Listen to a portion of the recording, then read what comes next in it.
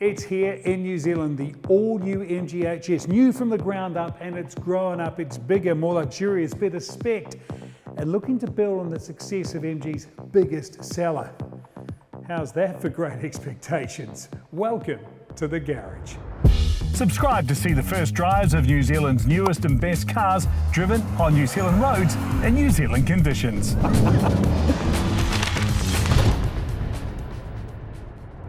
2024 has already been a big year for MG. There's been centenary celebrations, a new MG3 and the Cyberster. This though is bigger than all of that. I'll explain why. The outgoing HS was MG's family favourite, the golden child. Here in New Zealand and around the world, more than 1 in every 3 MGs sold was an HS. It's no surprise mid-size SUVs are the most popular cars, and the HS was hard to argue with when it came to great value, safety, and a safe design. This is not a facelift, it's completely new. This is MG looking to step things up from a style and luxury standpoint, offering more, but not at the expense of, well, expense. So let's talk price. The HS comes in 3 versions. The Vibe at $36,990, the Excite at $39,990, and the top model, the range-topping Essence, $42,990. There is a hybrid version on the way for now, all are powered by a 1.5-litre turbo petrol engine with 125 kilowatts of power and 275 newton meters of torque. So let's put that in perspective. I've taken the RAV4, which is sort of the king of this mid-size SUV segment. Yes, it's a hybrid, but similar power to this car. That starts at $48,790, starts at $48,790, up from there. And then the Hyundai Tucson, another super popular mid-size SUV, $49,990. Yes, it's a 2-litre, but less powerful than this MG. That gives you an idea of the sort of value we're talking about. Let's take a closer look because MG's press release describes the HS as affordable but also premium. Now this car is the top spec Essence, so it comes with the panoramic sunroof, 8-speaker audio and wireless smartphone charging. It also has all the Excite features like the 90-inch alloys, 360-degree camera and the MG iSmart app control.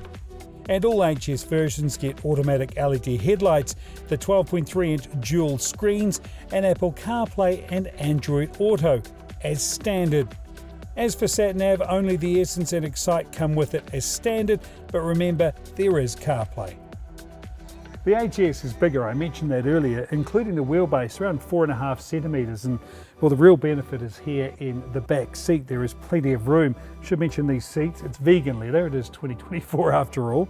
But I want to mention something else too. In a lot of SUVs, and I'm talking even the premium models, the rear seats are quite firm, look like church pews. This though, it's more heavenly, it's quite soft, and it's also extra roomy. It's helped by the HS Essence having this. Mate, I'm going to say it, this is a huge jump forward. So bigger car, more space and more in the back too. The boot's around 10% bigger than the old HS at 507 litres. Fold those rear seats down, you get 1,484 litres. And the HS also gets an electric tailgate, which brings me again to the exterior. Is it just me? This car is properly good looking. I cannot find a bad angle. Now, I should bring it up, and others have brought this up too. These very cool looking dual exhausts, they are fake.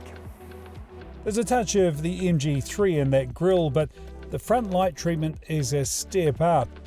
In case you're wondering, this is a London design, Marylebone to be exact. But for me, this look is sort of a mix between the best of French and the best of Japanese. Bear with me, I'm keen to know what you think. There's actually a term for that too, framponnet. I see some of the Peugeot flavour, and we've seen that in other MGs, but also some Lexus Edge.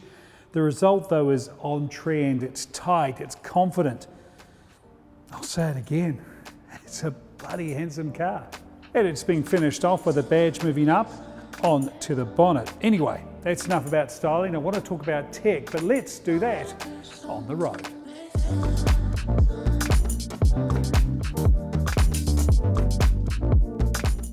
First impressions?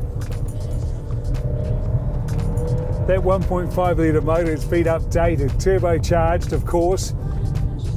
It's punchy, it's gutsy, 167 brake horsepower.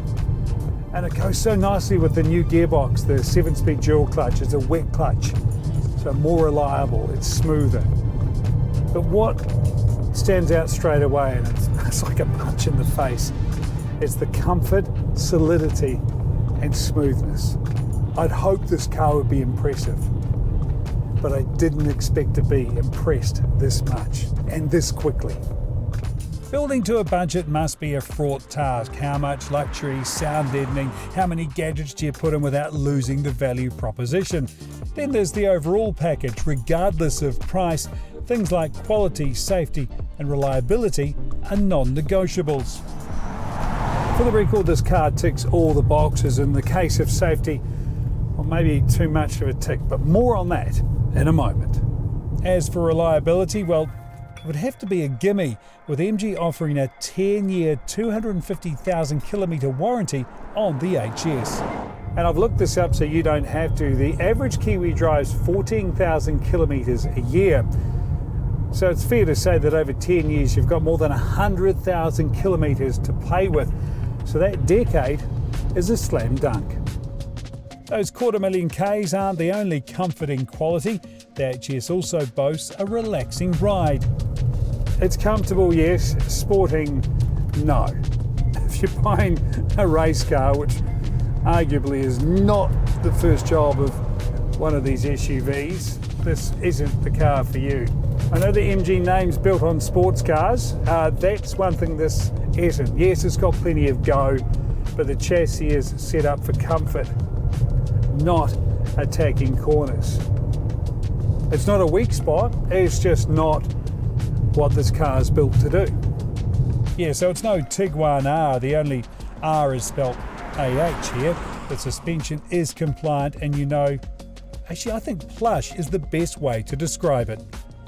I mentioned safety before, I want to touch on it again because every MG HS gets the same full-bore MG Pilot safety suite. Everything is taken care of. In fact, in MG's own words, it takes centre stage. Now this is obviously a good thing when it comes to keeping you and your passengers out of trouble.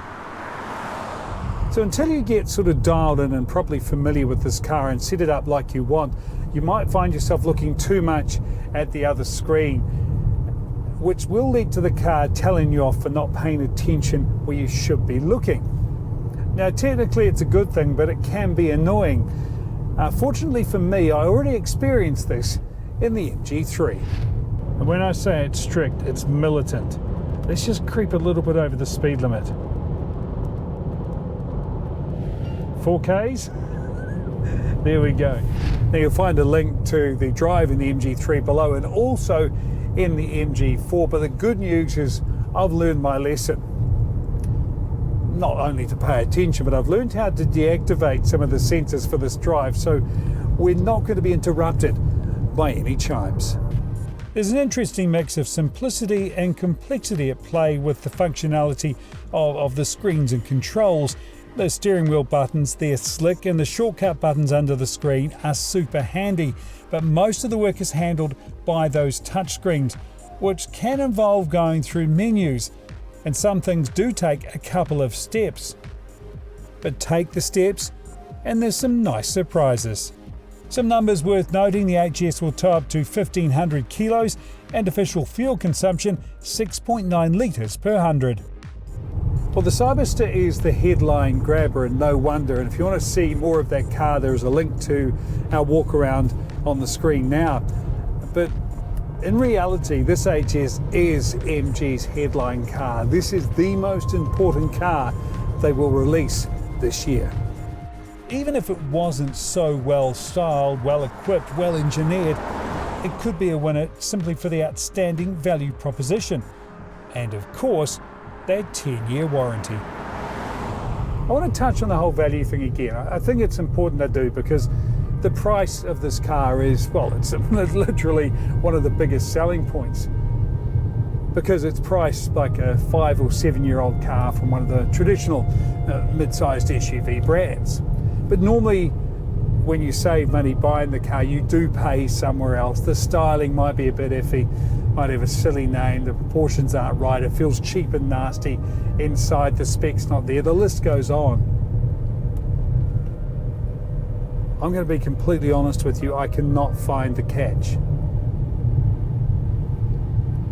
I'm probably doing this car a disservice by saying it's great value, because it is more than that. It's actually a fantastic mid-sized family SUV.